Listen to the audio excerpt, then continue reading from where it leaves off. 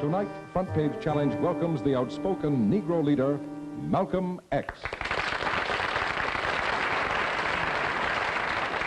Sir, what's the real reason why you two men split? Is it merely ideological, or is it personality? What else? Probably personality.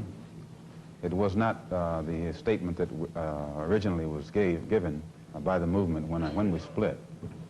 It's more personality than anything else. You've called people like Martin Luther King, who just got a Nobel Peace Prize, an Uncle Tom. Is this correct, first?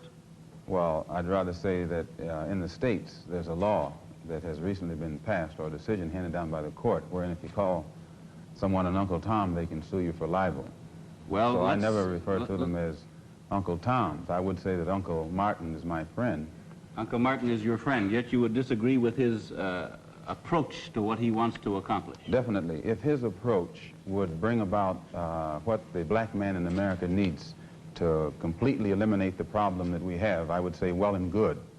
But I very much doubt that anyone who adopts the approach that Martin Luther King has been teaching to our people in that country can point to any meaningful gains that has actually served to solve the problem. Black Muslims have sometimes, whether you have or not, and I think probably you have sometimes, it seemed to me, been preaching hate to meet hate.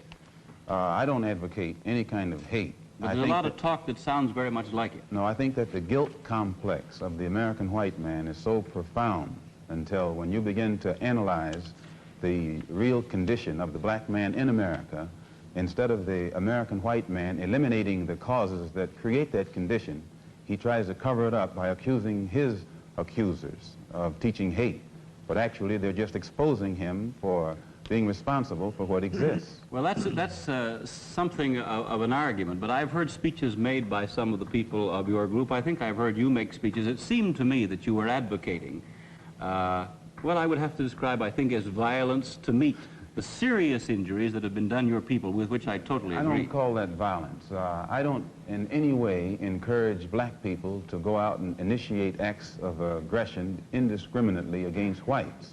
But I do believe that the black man in the United States, and any human being, anywhere, is well within his right to do whatever is necessary, by any means necessary, to protect his life and property, especially in a country where the federal government itself has proven that it is either unable or unwilling to protect the lives and property of those human beings. Just before Pierre takes it, you've got a pretty good fighter and the world's heavyweight champion lined up with you to help out. Yes, Pierre.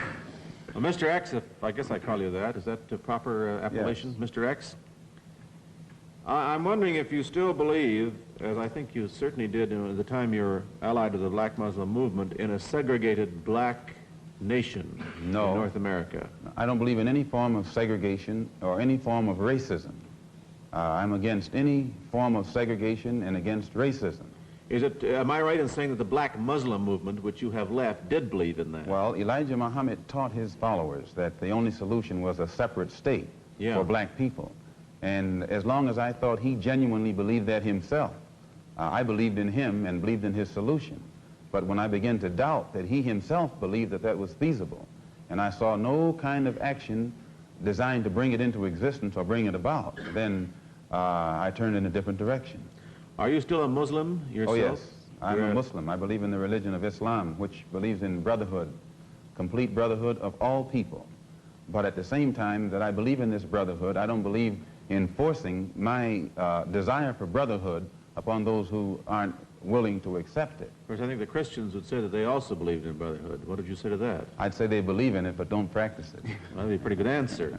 Sir, when the muezzin goes up in the minaret twice a day, he cries to the world, there is but one God, and he is Allah.